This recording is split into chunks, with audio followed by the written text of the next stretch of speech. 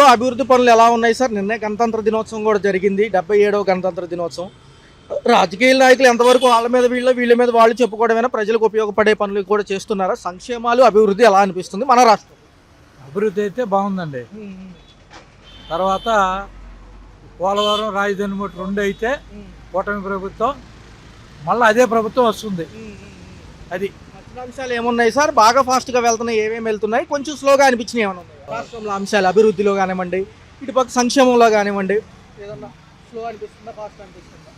పర్వాలేదు, వైసీపీ కంటే ఇది బెటర్గానే ఉంది. సార్ నిన్నటికి నిన్న చూసుకున్నా కానీ నిన్నంతా కూడా రసాభాస్గా లడ్డూ వ్యవహారమే జరిగింది. ఏమంటారు? సుప్రీంకోర్టులో కూడా వాదనలు వినిపించారు. మరోసారి సిట్ అధికారులను లోతైన విచారణకి ఆదేశించింది. సిబిఐ కూడా ఛార్జ్ షీట్లకు సంబంధించి ఇటు సిట్కి కానివ్వండి, సిబిఐ కానివ్వండి, గందరగోళం వచ్చిన కొలిక్ అయితే వచ్చింది కేసు. ఎలా అనిపిస్తుంది? జంతువుల కొవ్వు కలవలేదు కానీ కల్తీ అయితే జరిగిన మాట వాస్తవమే అంటున్నారు కదా. అది దాని మీద మటుకు గట్టిగా కేంద్రీకరించాలండి ఈ గవర్నమెంట్, ప్రస్తుత గవర్నమెంట్. గత గవర్నమెంట్లో మటుకు ఆ విషయంలో చాలా అన్యాయం చేశారు. దేవుడి ప్రసాదాలను మటుకు కలుషితం చేశారు, అది మటుకు వాస్తవమే. దాని మీద చర్య తీసుకోవాలని మా అభిప్రాయం ఉంది. మాజీ ముఖ్యమంత్రి నాయకులేమో గతంలో మెట్లు కడిగారు కదా పవన్ కళ్యాణ్ గారు, ఇవన్నీ హడావుడి చేశారు. ఇప్పుడేమో చేప నూనె జంతువుల కొవ్వులు కలవలేదు కదా, ఇప్పుడు మీరే వేసుకున్న విచారణ మీకే నెగిటివ్గా వచ్చింది, ఇప్పుడు ఏం చేస్తారని వీళ్ళు ప్రశ్నిస్తున్నారు. ఎలా అయితే కల్తీ జరిగిన మాట వాస్తవమే. ఈ ప్రభుత్వం ఏంటంటే దాన్ని గత ప్రభుత్వం ఈ ప్రభుత్వాన్ని నిందించి ఆ మాఫీలు చేసుకుందాము, వాళ్ళు చేసిన తప్పులు అని కుట్ర, అంతకుమించి ఏం లేదు. తప్పులను కలిసి నేలకు మీద వాత పెడతాను చంద్రబాబు. అంతేనండి, అంతే. వాళ్ళు చేసిన మటుకు వాస్తవం. ఏంటి కల్తీ కలవటం అనేది వాస్తవం. అది కాబట్టి కోర్టులు చర్య తీసుకోవాలని మా కోరిక అనమాట.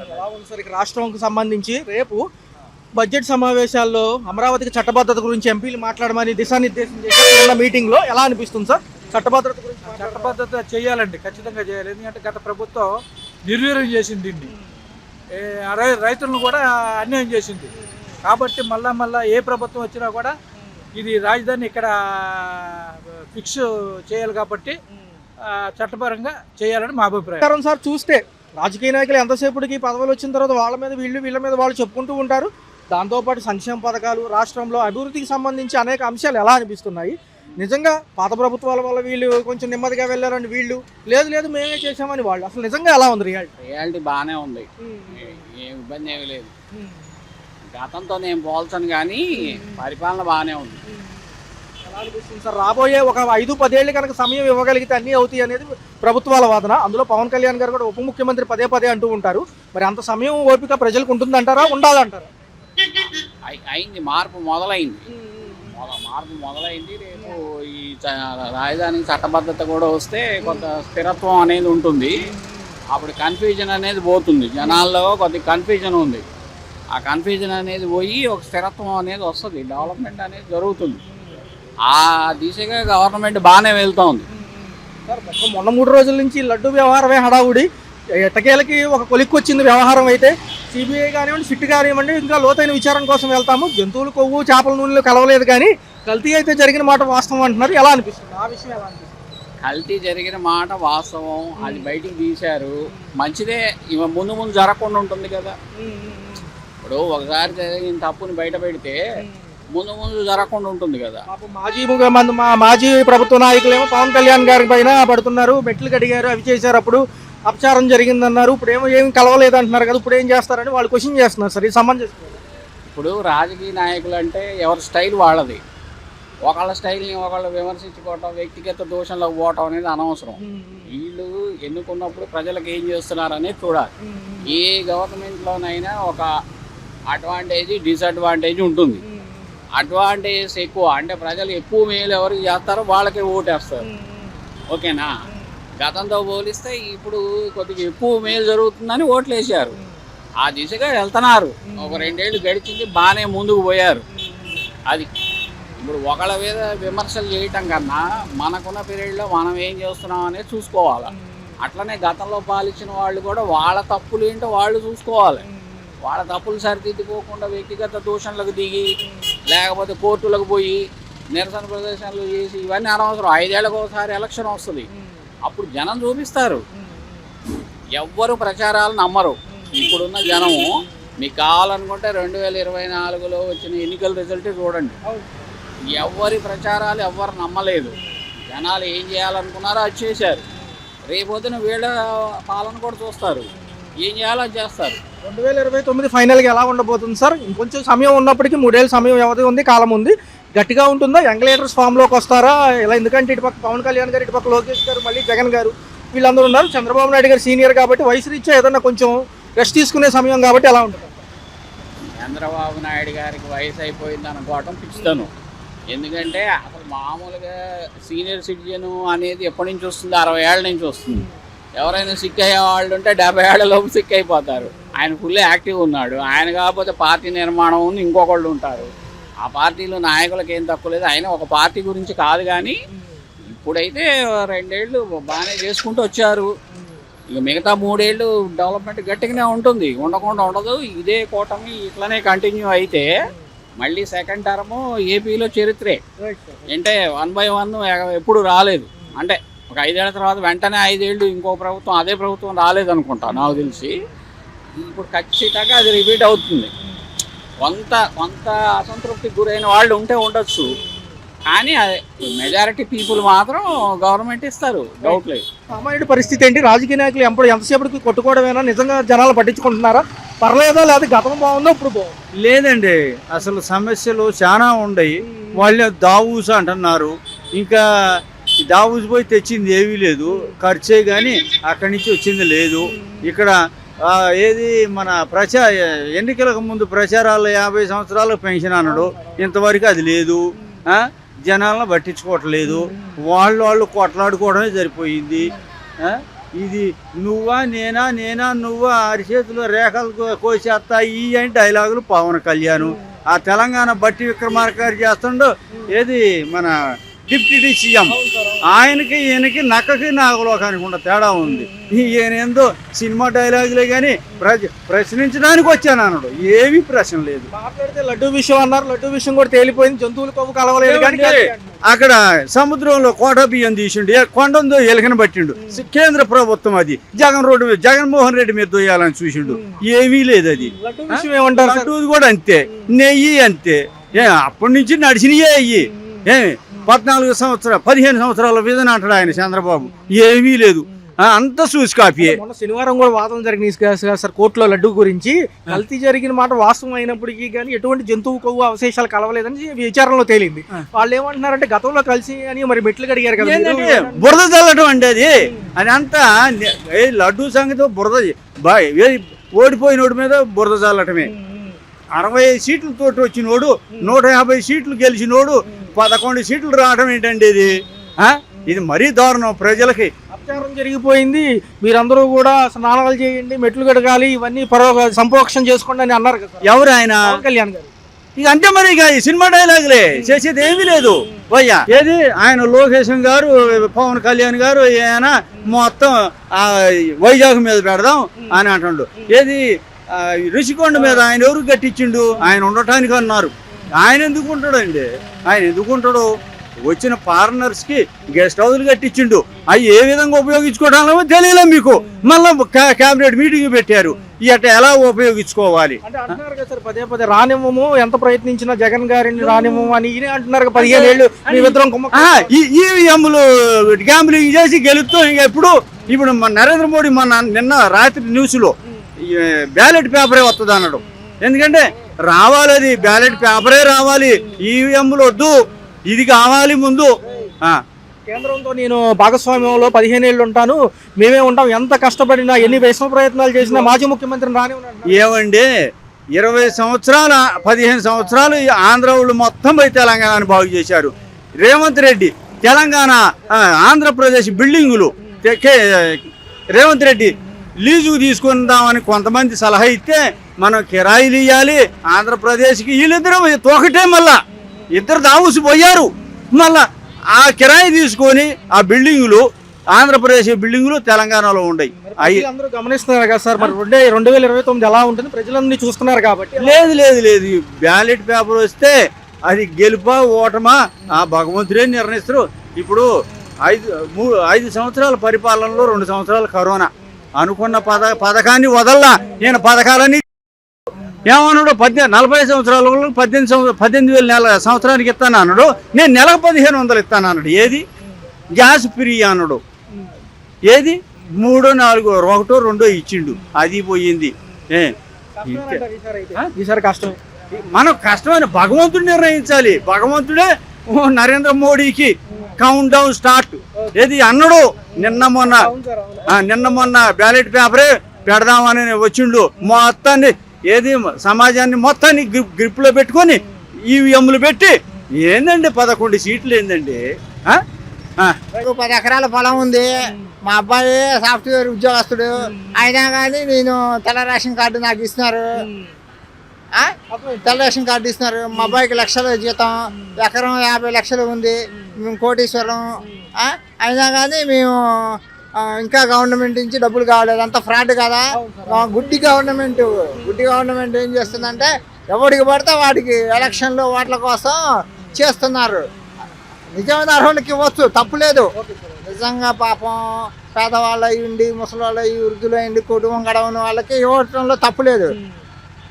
అరే రెడ్లు తీసుకుంటున్నారు, కమ్మూరు తీసుకుంటున్నారు, బ్రాహ్మణులు తీసుకుంటున్నారు, వైశ్యాస్ తీసుకుంటున్నారు, అగ్రవర్ణాల వాళ్ళు అందరూ తీసుకుంటున్నారు. మరి గవర్నమెంట్ గుడ్డిదా?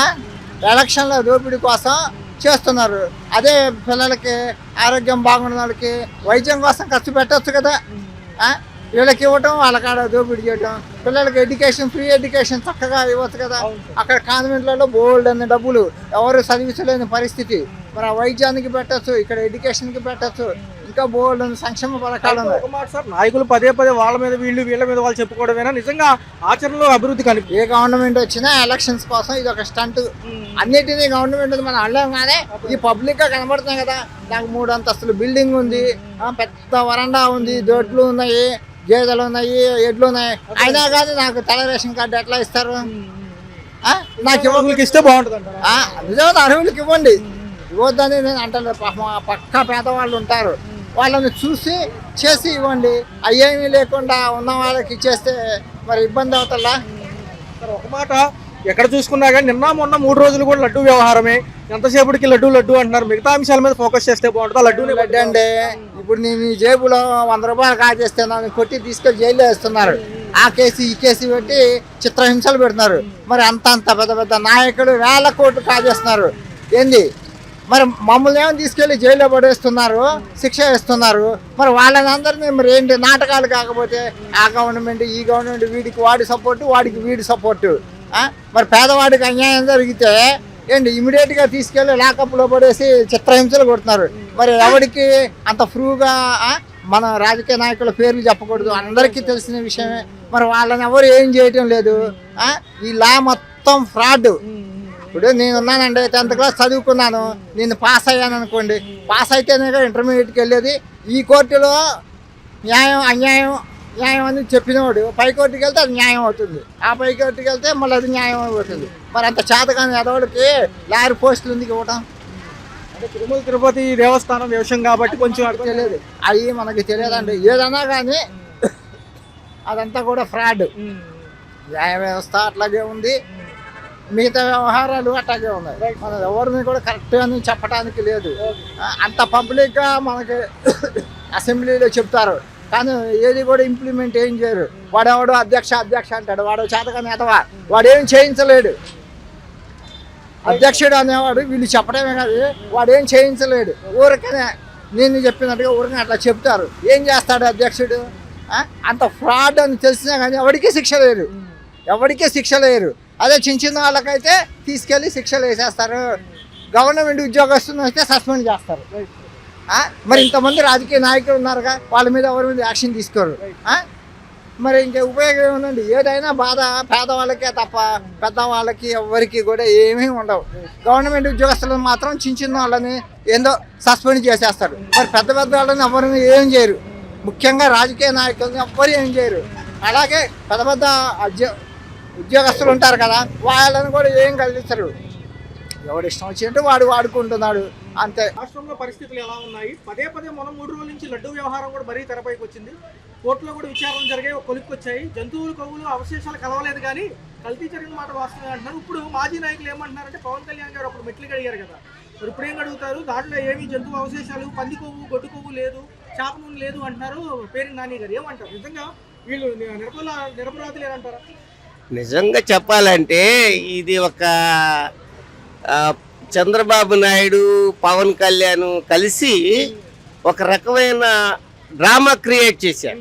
ఆ డ్రామా క్రియేట్ ఎలాంటిదే అంటే ఎదటి వాడి పైన లేనిపోయిన పదే పదే చెప్పి 100 సార్లు అబద్ధాన్ని నిజం చేసేంత ఇదిగా చేశారు. ఏంటి ఆ అబద్ధం నిజంగా చేయటం మూలాన జనాభా చాలా మంది తెలియదు కదా, అప్పుడు సరైన ఇది లేదు ఏమి లేదు, కలిసింది అనేసి అనేక రకాలుగా బాధపడి ఎంతో కొందరైతే దాని కొరకు పశ్చాత్తాపం పడి దానికి ప్రాయశ్చిత్తం ఏం చేసుకోవాలని కొంతమంది భక్తులు కానీ అభిమానులు కానీ ఎంతో వేదన పడ్డారు. తీరా అది కోర్టుకి వెళ్ళేపాటికి ఏమైంది, ఏమీ కలవలేదు, ఏమీ లేదని తేలింది.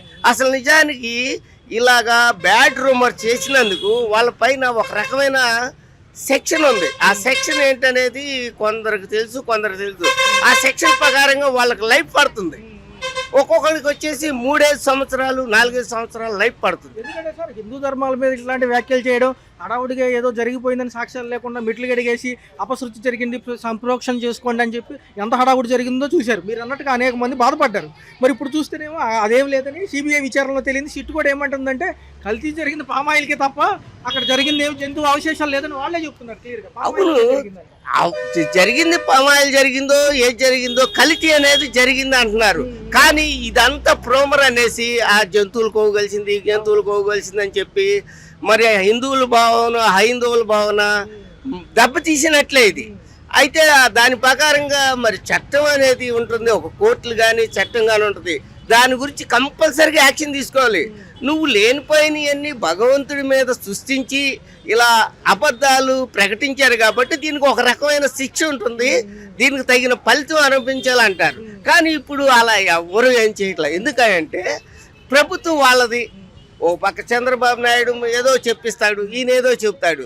ఈ జంతువులు కొవ్వునయ్యే కాదు, ఒక విధంగా చెప్పాలంటే ఇళ్ళకి పట్టాలు అవన్నీ సర్వే చేసేస్తుంటే ఆ సర్వేలో ఏం చెప్పాడు, ఆయన ఫోటో ఉంది, ఆ భూములన్నీ ఆయనే తీసేసుకుంటాడు, ఇవన్నీ మీకేం దక్కదు అని లేనిపోయిన పుకార్లు లేపారు. ఆ పుకార్లు ఏంటి, ఈ కేంద్రం నుంచి వచ్చింది. సర్వే చెయ్యండి, సర్వే చేసిన తర్వాత ఇలా ఉంటుందని చెప్తే ఆ ప్రకారంగా వీళ్ళు సర్వే చేస్తే దీని మీద ఏంటి ఇంకో లేనిపోయిన అబద్ధం. ఈ విధంగా అబద్ధాలు చెప్పుకుంటూ ఈ విధంగా నడుపుకుంటూ ఈ 19 ఏళ్ళు జరిపారే కానీ అసలు ఏమీ ఉపయోగం లేదు. ఏంటంటే ఉన్నవాడికే పెడుతున్నాడు. ఈ చంద్రబాబు నాయుడు ఇప్పుడే కాదు, గతంలో 14 ఏళ్ళు పరిపాలన చేశాడు ముఖ్యమంత్రిగా, ఇప్పుడు పరిపాలన చేస్తున్నాడు. ఆయన ఎంతసేపు పేదవాడిని మధ్యతరగతి వాడిని చూస్తలా. క్షమాపణ చెప్పాలి అనే సంగతి తీసేయండి. ఆయన పవన్ కళ్యాణ్ వచ్చి క్షమాపణ చెప్పాలా, ఇంకోటి చెప్పాలి, అది కాదు. దీన్ని ఖచ్చితంగా హైకోర్టు ఖచ్చితంగా యాక్షన్ తీసుకోవాలి. నిజానికి ప్రభుత్వం అనేది ఒరిజినల్గా పరిపాలిస్తుంది, నిజాయితీగా ఉంది అంటే హైకోర్టు యాక్షన్ తీసుకొని వీళ్ళపైన ఖచ్చితంగా కేసులు చేయాలి. కోర్టులో అనేక రకాలుగా ప్రశ్నలు అడిగినప్పుడు వీళ్ళకి సరైన సమాధానం చెప్పాలి. లేదా 3 ఏళ్ళు లైఫ్. దీనికి ఉంది ఒక సెక్షన్, ఆ సెక్షన్ నెంబర్ నాకు గుర్తు రావట్లేదు. వస్తే ఆ లెక్క ప్రకారంగా అయితే వీళ్ళు శిక్షకు అర్హులే. చట్టబద్ధతం లేదు, ఏం లేదయ్యా. ఇవాళ జరిగేది ఏంటంటే అమరావతి డెవలప్ చేసి రాజధాని చేద్దాం అది ఇది అనుకుంటున్నాడు. కానీ ఆయన అమరావతి డెవలప్ చేసే కంటే అన్ని కోట్లు నీళ్లు తోడించడానికి ఖర్చు పెడుతున్నారు. 100 కాదు 1000 కాదు, కోట్లు కలిసి ఖర్చు పెడుతున్నాడు. ఆ కోట్లే ఈ 18 మెడికల్ కాలేజీలు అన్నారు, అందులో 5 కోట్లు ఖర్చు పెడితే చాలు, ఎంతో డెవలప్ అయింది. నువ్వు బావిలోంచి ఎంత తోడినా కానీ నీళ్లు తరగవు కదా, ఊరుతూనే ఉంటాయి. ఆ టైపులో అమరావతి మొత్తం అది స్లమ్ ఏరియా. అదేంటి ఎంతసేపు పంటలకి సంవత్సరానికి 3 పంటలు పండే ఏరియా. దాంట్లో నువ్వు రాజధాని కొడతాను, ల్యాండింగ్ అంటున్నావు, అది అంటున్నావు, ఇంక ఈ భూసేకరణ ఇంకా చేస్తున్నాను అంటున్నావు. దానివల్ల పేదవాడికి ఏమీ లేదు, ధనికుడికి లాభం. 2029 రిజల్ట్ అంటే నిజంగా చెప్పాలంటే ఆయన ప్రజల్లోకి వచ్చినా ప్రజల్లోకి రాకపోయినా ఇక్కడ టీడీపీది, జనసేనది, బీజేపీది పూర్తిగా వ్యతిరేకత అనేది ఉన్నది. ఆ వ్యతిరేకత ఎలా ఉందంటే నాయకుడు అనేవాడు సరైన లేకపోవటం మూలాన వ్యతిరేకత. ఆ వ్యతిరేకని ఈయన ఇప్పుడు అది వస్తాయి ఇది వస్తాయి వచ్చినా రాకపోయినా ఇతనికి ఉంది. కనీసం గ్యారంటీగా 40% ఓటింగ్ ఇతనికి ఉంది. ఆ ఓటింగ్ ద్వారా కాకపోయినా ఇంకా ప్రజల్లోకి వచ్చి ఇప్పుడు చాలామంది మధ్యతరగతి వాళ్ళు వీళ్ళు ఏమంటున్నారు, అయ్యో మా నోటికాడు కూడి తీసాడే, మా పిల్లోడికి పడాల్సిన పథకం పడలేదే, మా స్కాలర్షిప్ రాలేదే, మా చదువు పూర్తిగా ఆగిపోయింది, ఇంగ్లీష్ మీడియం పెట్టాడు, ఆ ఇంగ్లీష్ మీడియం తీసేసి మళ్ళీ ప్రైవేట్ కరంగా చేసేసి ఈ తెలుగు మీడియం పెట్టాడు. మీ ఎంతసేపు పేదవాడు ఆ తెలుగు చదువుకొని ఆ గీతలు కాయటం లేకపోతే ఆ రుచబళ్ళు వేయటమో లేకపోతే కూలీనాలు చేసుకోవటాకే కానీ ఉన్నవాడు వెళ్ళి ఇంగ్లీష్ మీడియం స్టైల్గా ఉన్నవాడు గొప్పగా ఉండాలి అనే భావం తప్పనిసి ఆయన చేసింది ఇంగ్లీష్ మీడియం ఉంది. దానివల్ల ఏంటి నష్టం ఉండని, అది జరుగుతుంది, క్లాసులు జరుగుతున్నాయి కదా. అనేక మంది పిల్లలు ఇప్పుడు ఎంతోమంది స్కూల్కి వెళ్ళారు. ఇవాళ 70% ఉన్న పిల్లలు 35%కి వచ్చారు. అంత పడిపోతుంది. నీకు విద్యని ప్రైవేట్గా చదివించాలంటే ఎల్కేజీ పిల్లోడికి లక్షలు, సంవత్సరానికి 1,00,000, 2 ఈకేజీ ఆ కేజీ అని వచ్చేపాటికి 1,50,000. ఈ పిల్లలకే ఈ చదువుకోవటం కాదు, చదువు కొనటం జరుగుతుంది. ఇవాళ చదువుకునే సంగతి పోయి చదువు కొనటమే జరుగుతుంది. జగన్ గారికి పోటీ రావాలంటే ఇప్పుడు నారా లోకేష్ అంత గొప్పవాడేం కాదు, అంత అవగాహన లేదు. ఇక ఈ పవన్ కళ్యాణ్ అంటావు, ఆయన ఏం చెప్తాడు, ఇవాళ చెప్పిన మాట రేపు చెప్పడు, రేపు చెప్పిన మాట ఎల్లుండి చెప్పడు. ఆయన ఒకసారి ఇక్కడ అంటాడు, ఒకసారి అక్కడ అంటాడు, అనేక రకాలు చెబుతారు. సరైన ఒక విధంగా చెప్పాలంటే చంద్రబాబు నాయుడు కొడుకునే ప్రధాని చేయాలి, ముఖ్యమంత్రిని చేయాలనుకుంటాడు. కానీ ఈ పవన్ కళ్యాణ్ ఎందుకు చేస్తాడు? ఇప్పుడు ఏరు దాటిన తర్వాత తెప్పతేకలేయటం ఆయనకు మొదటి నుంచి అలవాటు. పిల్లనిచ్చి గౌరవంగా మర్యాదగా ఆయనకు పదవులు ఇచ్చి పక్కన తిప్పుకున్నందుకు అతనికే ఎన్నుపోటు పొడిచారు ఎన్టీ రామారావు లాంటి ఆవిడకి. మరి వీళ్ళంతా ఈ పవన్ కళ్యాణ్ ఎంతసేపు ఎలా వాడుకోవాలా ఏం చేయాలని చూసుకుంటాడే కానీ ఆయన వల్ల ఏమి కాదు. ఈయనకు ఒకవేళ పదవి వచ్చినా ఆ పదవులు ఎలా నిర్వర్తించాలో తెలియదు. ఇప్పుడు ఎక్కడ తగ్గేందుకు డిప్యూటీ సీఎం అంటే ఏంటి, ముఖ్యమంత్రి తర్వాత నువ్వే ముఖ్యమంత్రివి. అలాంటి వాడి నువ్వు ఏం చేయాలి, మంచి చేయటానికి చూడాలి. అరే ఏదో 4 మాటలు చెబుతావు, 4 ఈ మాటలు చెప్పావు వెళ్ళిపోతావు, నేను అక్కడ చేశానంటావు, నేను ఇక్కడ ఇది చేశానంటావు. ఏయో చెప్పే మాట కూడా నీతి నిజాయితీ అనేది లేదు నీలో. అసలు ఏ మాత్రం గౌరవ మర్యాద లేకుండా ప్రతి వాళ్ళు ఇలాగే తెచ్చించుకుంటున్నారు. ఎంత 15,000 ఇచ్చినా కానీ ఎక్కడ చూసుకున్నా కొంతమందికి అందాయి, కొంతమందికి అందలేదు అంటున్నారు. ఈ 15,000 ఏదో ఒక నెలకు సరిపెట్టవచ్చు. ఉచిత బస్సు ప్రయాణం వల్ల భుక్తి పోతుంది కదా ఒక పక్క. గతంలో ఎట్లేదన్నా ఫ్యామిలీలు హ్యాపీగా ఉన్నాయి. ఉచితాల వల్ల కూడా జనం కూడా ఇరుకైనా కానీ ఒక అరగంట ముందే వచ్చి బస్సులు ఎక్కుతున్నారు, అందులో మహిళలు. ఎలా అనిపిస్తుంది సార్? కొంచెం వీటి మీద ఫోకస్ చేస్తే బాగుంటుంది కదా. ఎందుకంటే ఒక టైం పీరియడ్ నుంచి ఒక టైం పీరియడ్ వరకు నడిపో, లేకపోతే మంచి టైంలో వదిలేస్తే బాగుంటుంది కదా. ఎలా ఉంటుంది? ఉచిత బస్సుల మూలంగా ఆటోల వరకే కార్మికులకు మాత్రం బాగా దెబ్బ పడుతుందండి. ఎక్కువ మాకు కిరాయిలు ఉండట్లేదు. అంతకుముందు కనీసం 700-800 తోలేవాళ్ళం. ఇప్పుడు మ్యాక్సిమం గ్యాస్ ఖర్చు పోను, ఈ ట్రూటాయిల్ ఖర్చు పోను 400, 500. బండి ఫైనాన్స్ కూడా కట్టడానికి కూడా కొంచెం ఇబ్బంది పడాల్సి వస్తుంది. బండి ఫైనాన్స్ లేట్ అయిపోతే మాకు లేట్ వడ్డీలు బాగా పడుతున్నాయి.